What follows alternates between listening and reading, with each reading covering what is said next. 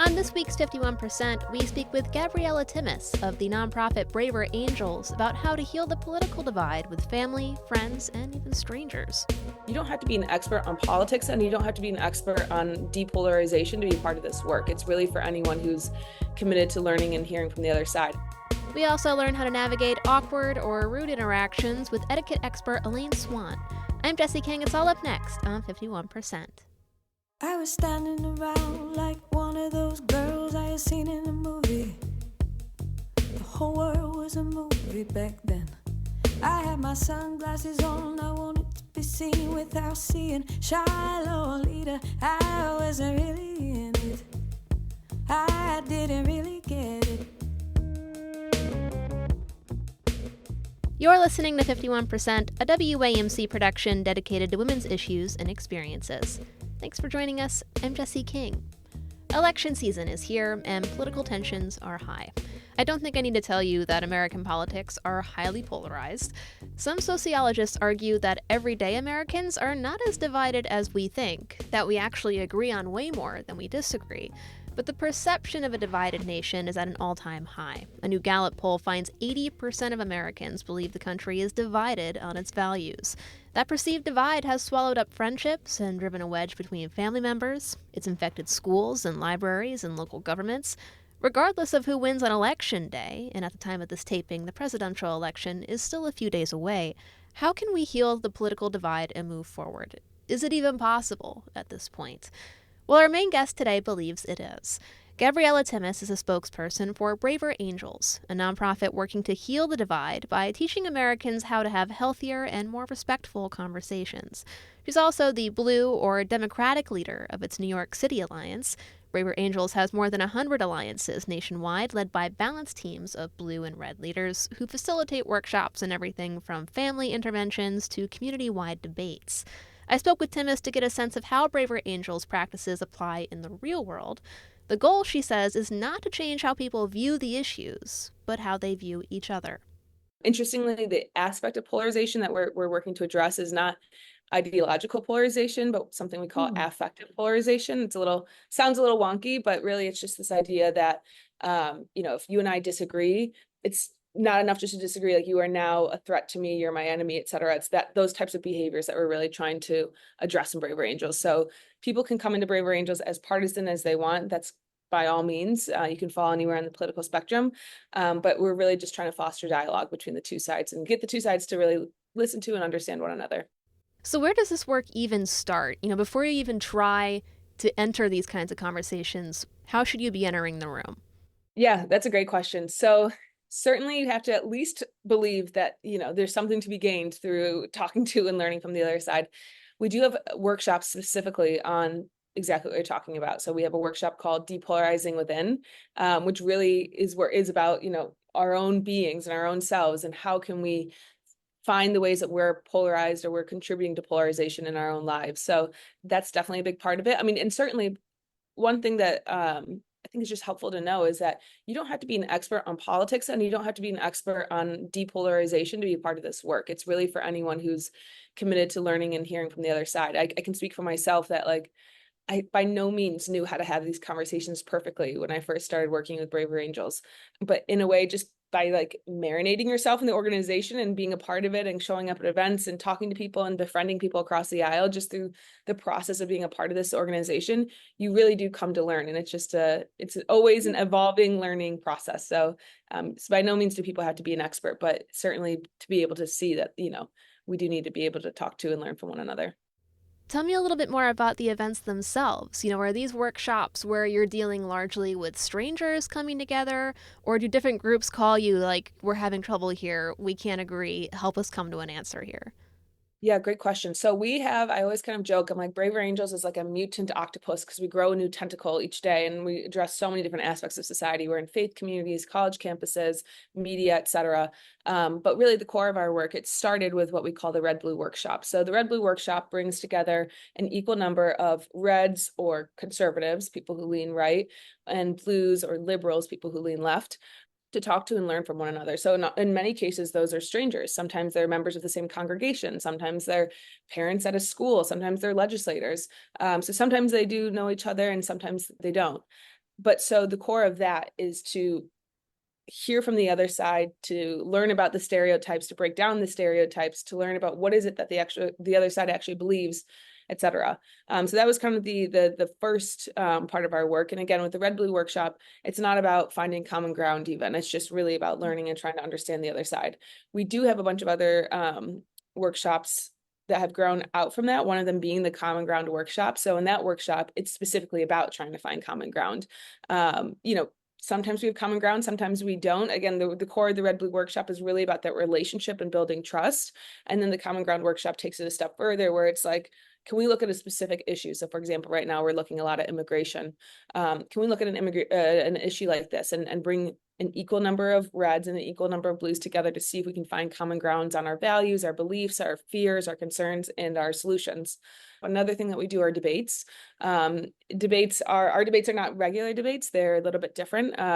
It's a parliamentary procedure, but it's basically a way to get at a really controversial issue and bring people to the table and let people really state their views freely, fully, without fear, but in a way that it doesn't derail the conversations. Things don't get off track or get too angry. So we have debates, we have workshops, we also have one-on-one conversations, but all of our work in Braver Angels is done at the volunteer level. So we're the largest grassroots organization doing this work. We have over 100 alliances throughout the country. I'm the Blue co-chair of my alliance here in New York City. And so it really is through those volunteers that we're able to put on all these workshops and debates and programs.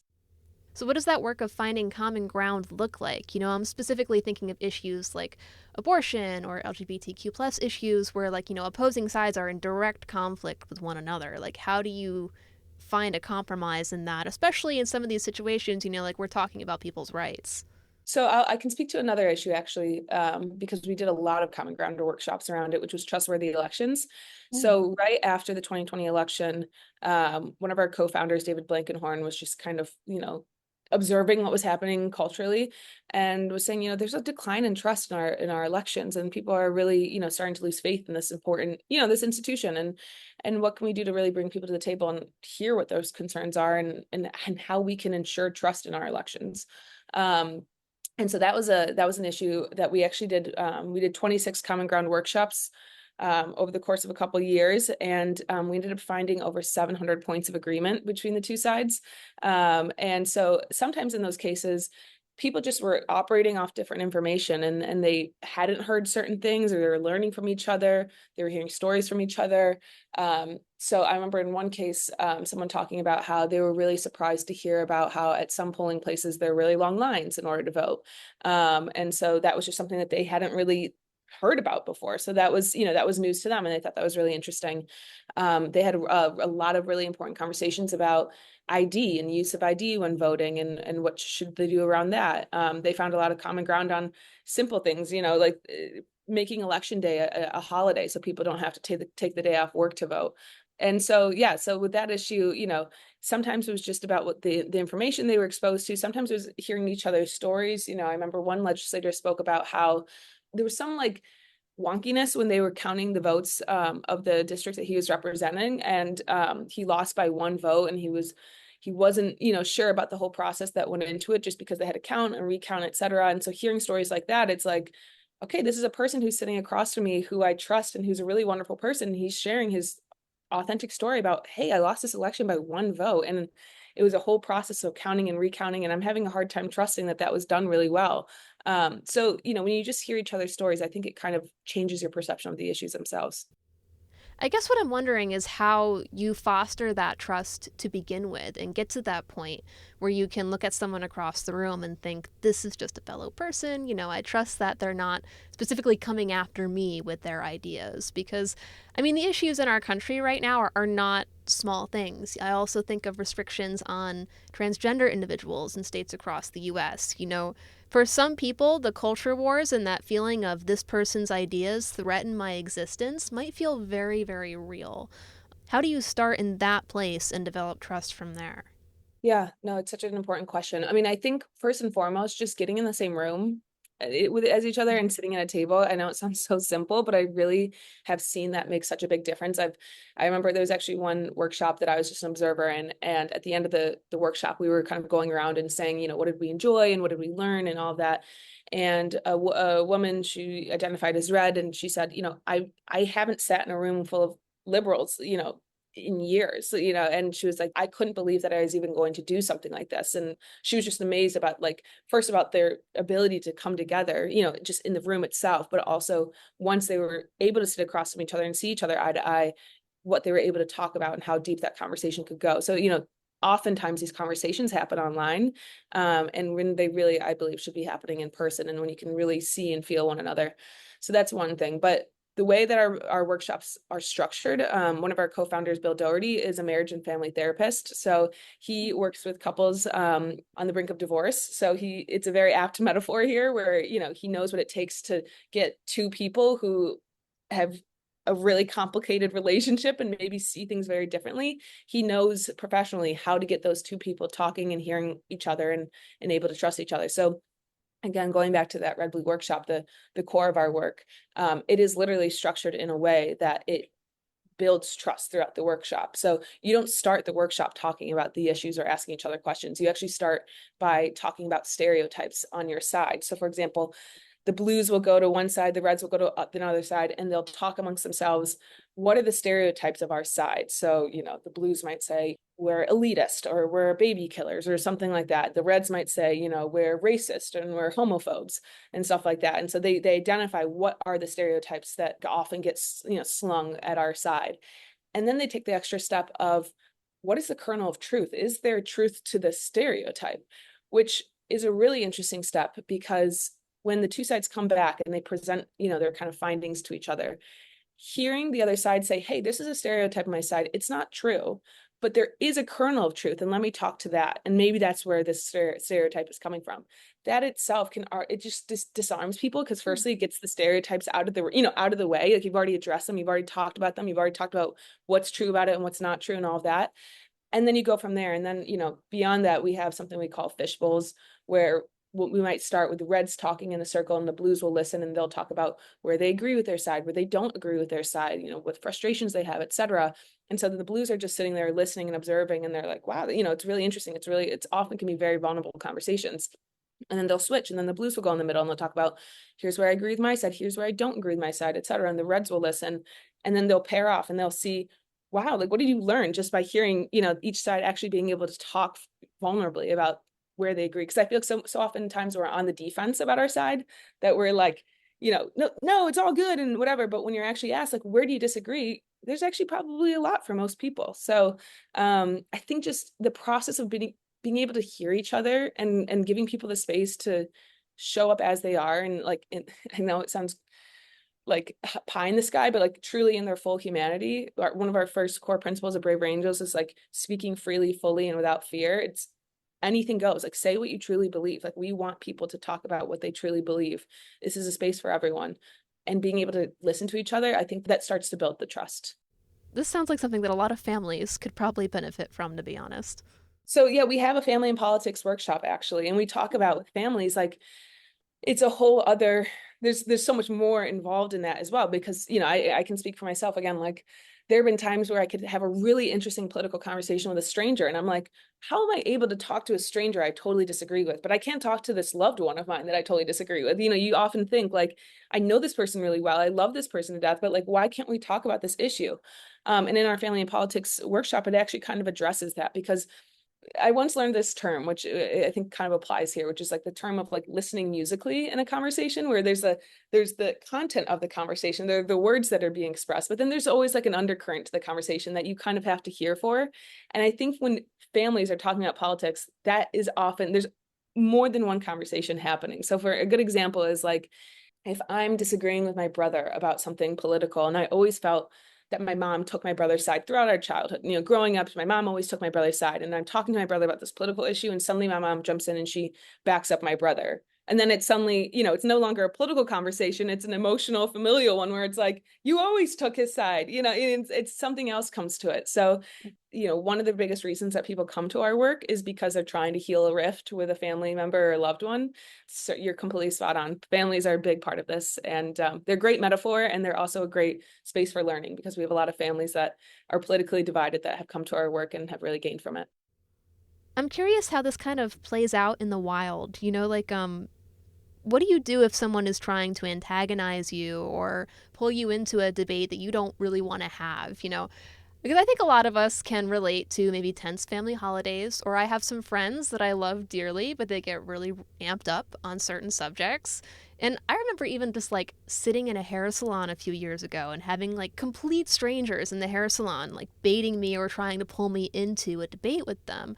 I've kind of learned over the years that sometimes just mentioning that I work in news or mentioning what I do for a living just kind of sets people off. So I guess, how do you navigate those situations? So this is specifically relates to family, but I think you can see anyone can approach this at any time out in the wild, which is there are these 6 roles that family members may play in political conversations. There's the gladiator, which initiates the battle against wrong-headed people. So it sounds like maybe your hairdresser is a bit of a gladiator, where they're going after and trying to, provoke a little bit. There's the defender, which counteracts when others go first, but often by misrepresenting their position. So, maybe someone shares their position and then someone responds, oh, so you want open borders to everyone, yeah? Like, that's the person that kind of misrepresents the argument. There's the sniper who gets in digs. There's the peacekeeper who tries to prevent all political conversations, et cetera. There are plenty of these different roles. But anyways, it's just to say, it sounds like your hairdresser is a bit of a gladiator, so a bit of an aggressor in the conversation. So there are a couple ways that you can go about that. I mean, it's completely fair game to say, hey, look, it sounds like you and I don't agree on this. So, maybe it's best for us just to leave it there. That's completely fair game. You never have to have a political conversation. No one is required to have a political conversation. And it's better to not have a political conversation than to have a really explosive, toxic one. So that's a fair response to something like that. But I will say, whenever I'm kind of confronted in a situation where someone is seemingly quite polarized and unfortunately for you, like, people have such strong feelings about the media more than anything else, maybe, honestly. Like, we see even in our workshops that, like, people disagree on all sorts of things, but reds and blues together feel extremely activated about the media and the media's role in polarization. And I came from a media background. I used to work at NBC News. And so I know, when I would say that, people put a certain judgment on it, but it's like, there are thousands of people that work in the media. You are not single-handedly responsible for any given headline or anything like that. But anytime I'm confronted in a situation where someone's maybe a bit polarized against me or my side or something I represent, or I'm clearly triggering them in some way, I often just start to ask questions. Like, I just that's what I like to do. I like to, if I see someone that I totally disagree with, I'm like, this is a really interesting opportunity to learn from someone. Even if I think their views are abhorrent, by the way, even if someone, for example, if I sat down with someone and they were the world's biggest misogynist and they hate, I talked to someone just the other day that was like, I don't think that women should be in the workforce. I'm like, tell me why. Like, I want to hear about that. What led to that belief, please? Like, how did you come to that conclusion? So questions, like genuine questions of curiosity, to me, I often, again, maybe selfishly, I use it to my benefit, because I'm like, okay, here's a person to try to understand, and it will help me better understand the world or this viewpoint in some way. But certainly, if someone's kind of being an aggressor, by no means do you have to engage. It's, again, going back to just that line of acknowledging, hey, it sounds like you and I just don't agree on this topic. And that's, I'm good with that, but maybe we should just leave it there because, it doesn't sound like we're going to really get anywhere. I think that's completely fair. Well, Gabriella, thanks so much for taking the time. This conversation obviously is airing around or on election day. Do you have any advice for those dealing with stress or animosity this time of year? Yeah, well, I'll say there's so many different starting points. So one, I will say, we've done some really wonderful programs with this somatic therapist, Luis Mojica, and he has helped people get back in their bodies and kind of find safety in their own being. Again, it sounds it sounds different from our work, and it is, but it's a way to control what you can, basically. And so, look up Luis Mojica. It's the holistic navigation. He's a really wonderful teacher, and I've learned a lot from him.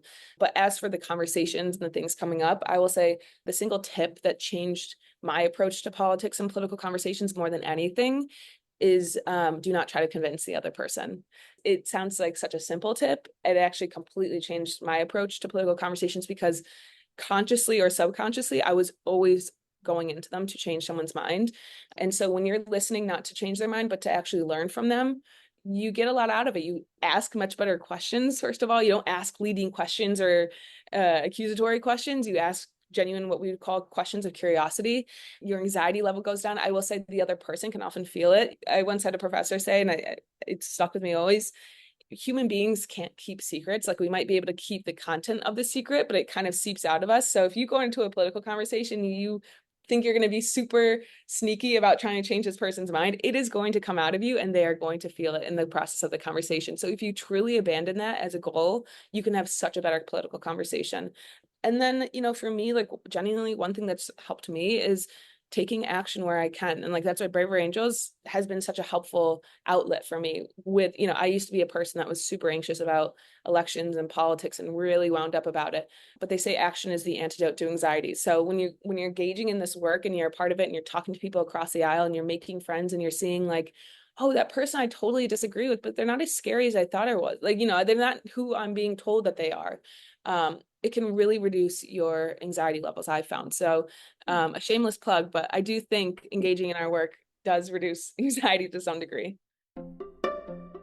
Gabriella Timmis is the spokesperson and Blue leader for Braver Angels Local Alliance in New York City. Braver Angels is a nonprofit working to bridge America's political divide and foster healthier dialogues between citizens. They've got more than 100 alliances across the country. You can learn more about their workshops and find an alliance near you at braverangels.org. Gabriella, thanks again. Awesome.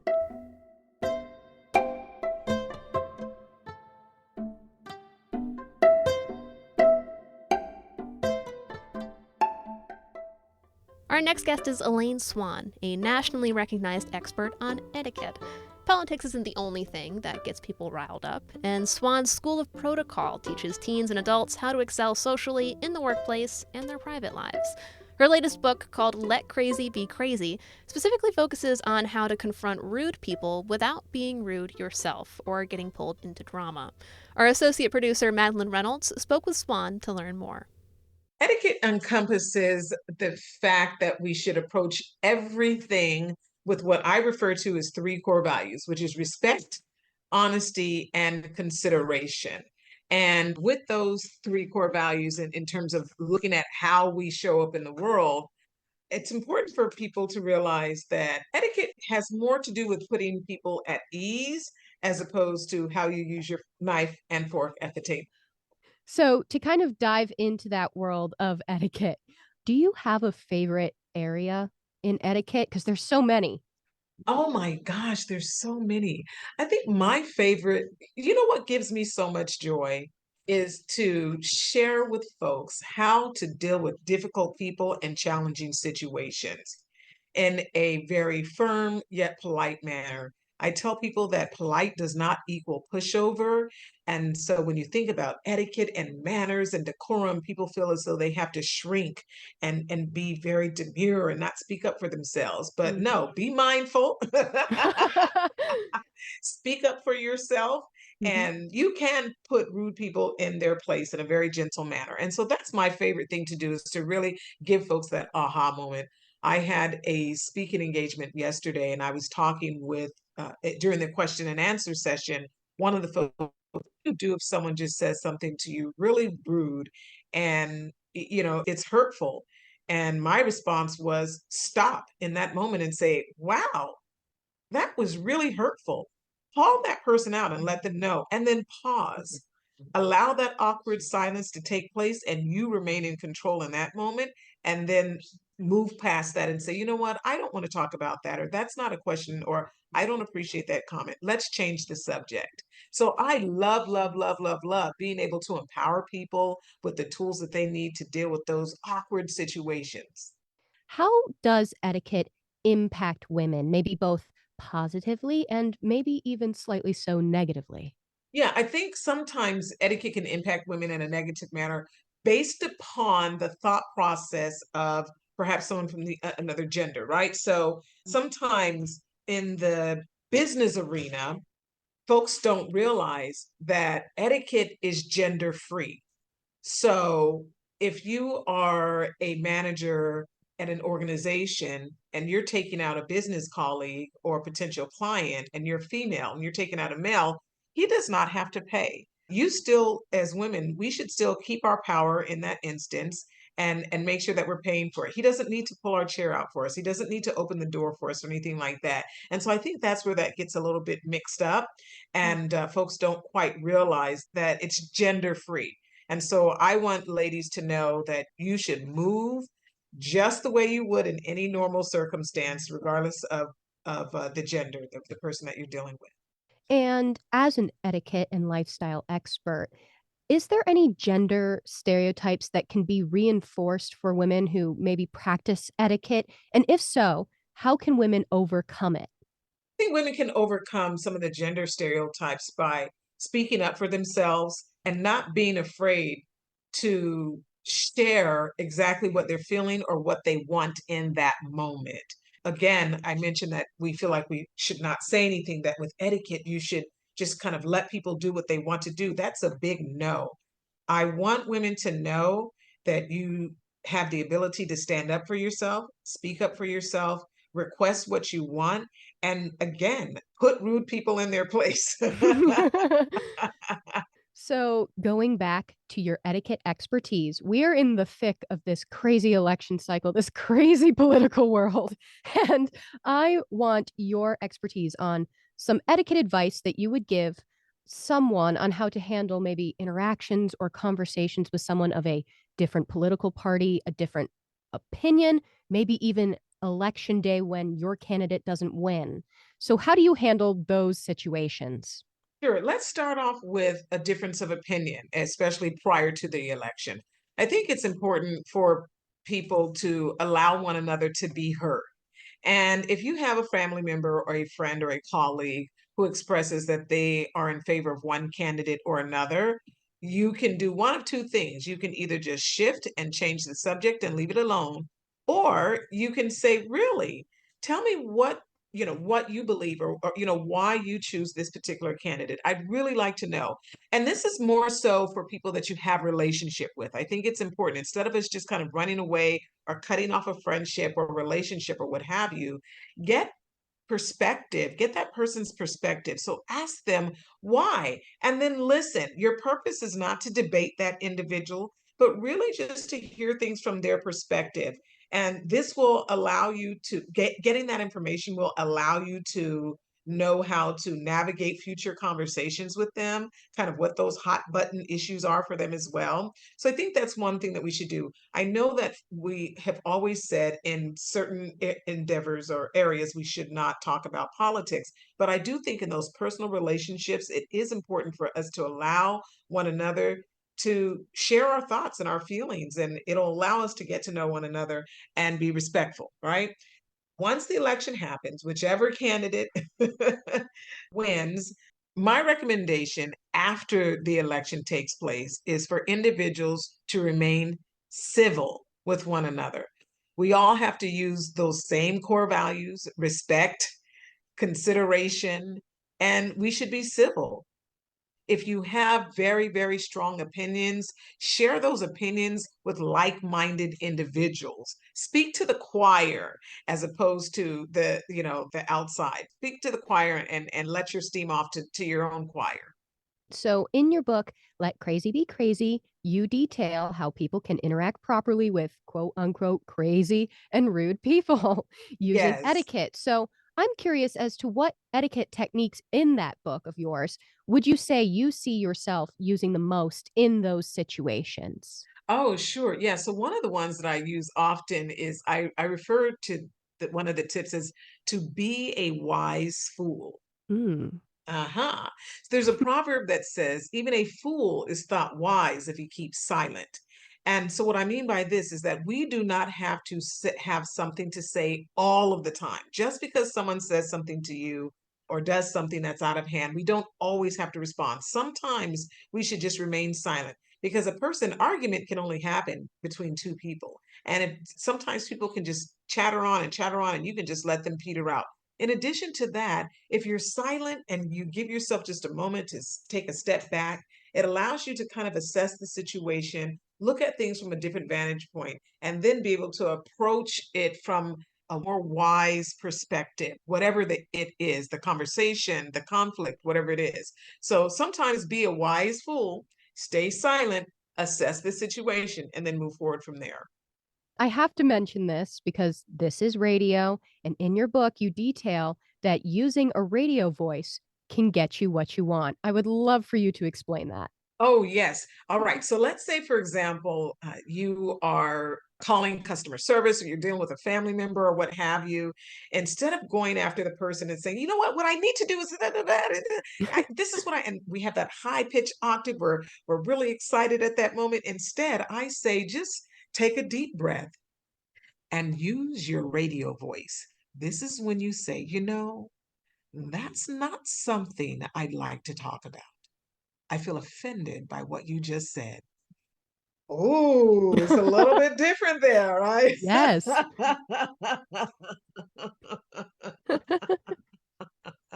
So yeah, using your radio voice, that's just changing the tone of your voice, bringing it down a few octaves and speaking more from your chest, if you will. So you can, and of course, in that instance, you can show, compassion, concern, intent, seriousness, and you'll draw folks in that way. Etiquette is a cultural guidepost for our society. So, how do you see it changing, and how have you seen it change in the past? Etiquette has changed over the years. I mean, I've been in this business for over 20 years now, and there were things that we were telling people to never, ever, ever do. For example, we used to say, do not bring your cell phone into the restaurant, leave it in the car. That's an absolute no now. And we're even shifting more so now. For example, as we got towards the middle of that, in terms of technology, we would say, don't use your cell phone at the table at all. Just keep it in your bag. Bring it in the restaurant for emergencies, but keep it in your bag or pocket or what have you. Now, the advice is it's acceptable for you to use your cell phone at the dinner table. However, it must have something to do with the conversation at hand. So this does not mean that it's acceptable to sit and text someone else and have a long-winded conversation or scroll through Instagram or TikTok or what have you. But it is acceptable for you to take your cell phone out and say, you know what, I don't know where our friend is. Let me text her and see if she's on the way. Or, oh gosh, that's a great movie. Maybe we should go see it. Let me see if, what time is the next showing. But everyone is involved in whatever it is you're doing on your phone. They understand why you're on your phone. So you use it and then put it away. And the reason why is because I think it's important for us to recognize that the person face to face with us, they have top priority. So we have to nurture those relationships that are in person and not be so disconnected when we're with folks. So it's certainly evolved.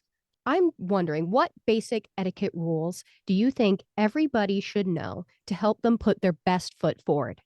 Oh, basic rules, everything our mother taught us when we were younger, or, our guardians taught us. Those are still traditional etiquette behaviors that we should still follow. For example, the body language that we use. There's a UCLA survey that says that 82% of communication is nonverbal.